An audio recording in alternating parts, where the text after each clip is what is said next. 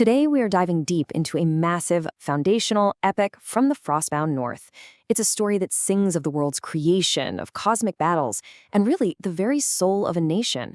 And, it just so happens to have inspired one of the greatest fantasy writers ever. So let's get into it. Let's explore the Kalevala. Wow. Just let that sink in for a second. This is from the translator's dedication in the book. This isn't some marketing blurb. This is a real account of someone so completely captivated by a story, they literally could not sleep. A story so powerful, it just holds you spellbound all night long. So what on earth is this book? All right, let's get right to it. First things first, what exactly is the Kalevala, and why is it such a big deal? Okay, so the most important thing to get is that the Kalevala wasn't written by one person like a novel. Think of it more like a giant, beautiful tapestry woven together from countless ancient folk songs and poems that were passed down orally for generations. Then, in the 1800s, this scholar named Elias Lönnrot basically went on a huge road trip through the Finnish countryside, writing all these songs down and weaving them into the epic we have today. It's the origin story of the world and, in many ways, the origin story of the Finnish people themselves. Like any great epic, this one starts at the very, very beginning. But forget the Big Bang. This is a creation story that's both massive in scale and somehow incredibly gentle. So, picture this. Before time even existed, there was nothing. Nothing but a vast, empty sea and the sky above it. And in that primordial quiet, there was a single spirit, Ilmatar, the daughter of the sky. And here is where it all begins. Ilmatar comes down from the sky and just floats in the primordial sea for ages. Then a little duck appears, flying around, desperately looking for a place to build its nest. And in this incredible moment of compassion, Ilmatar just lifts her knee out of the water, creating the very first piece of land in the entire universe for this one small creature. From that one simple, kind act, everything, and I mean everything, follows. The duck lays its eggs on her knee. But the nest gets hot, Ilmatar shifts, and the eggs tumble into the water and shatter. But this isn't a disaster. It's the main event.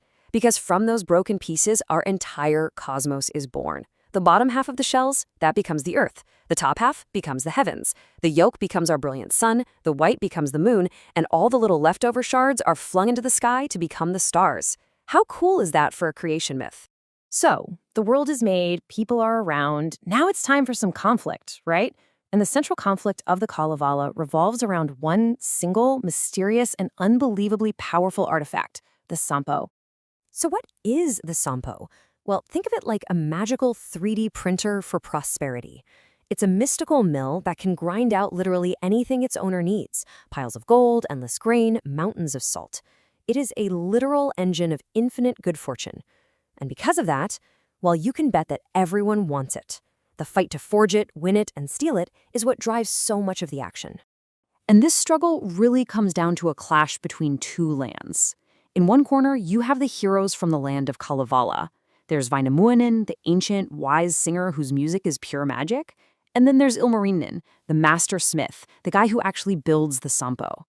And in the other corner, you have their rival, Louhi, the powerful and terrifying witch queen from the dark, frozen northern land of Pohjola. The Sampo is the ultimate prize in their epic feud. And this image right here just perfectly captures the crazy scale of this conflict. You've got the heroes sailing away, trying to steal the Sampo back, with Väinämöinen playing his magical instrument to help them fight. But Louhi isn't going down easy. Oh no. She transforms herself into a monstrous, terrifying eagle to get her cries back. We're talking about a full-on magical sea battle between heroes and a giant witch bird. It's just incredible stuff. But, the Kalevala isn't all grand adventure and magical artifacts. It gets incredibly dark and explores some really deep human tragedy. And there's no better example of that than the story of Kullervo. Yeah, the story of Kullervo is a whole different vibe from the adventures of our main heroes. His is a really dark path, a life that is completely defined by loss and this all-consuming need for revenge. Just look at this poor guy's life. His whole family is murdered in a feud when he's just a little boy. Then he gets sold into slavery to the very family that killed his parents.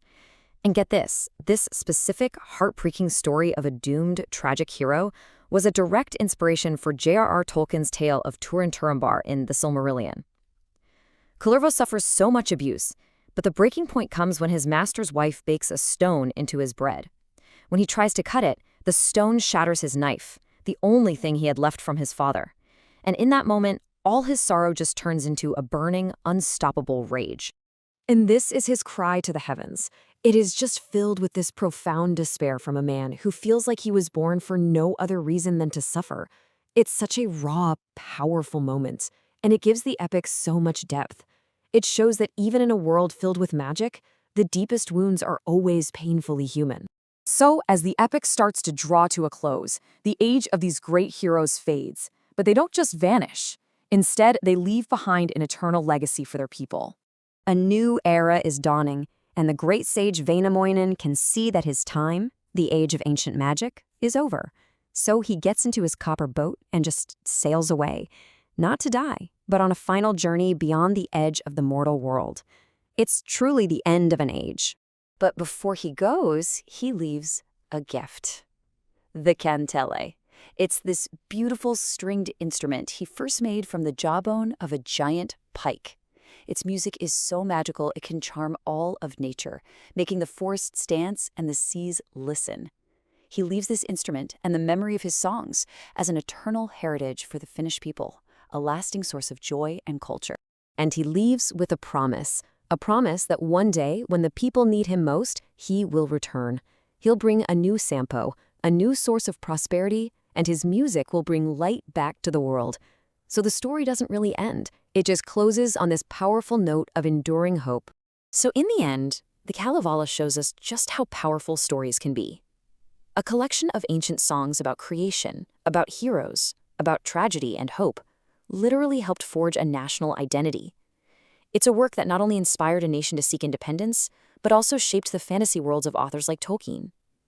It's a pretty amazing reminder that these foundational myths, they really do shape who we are.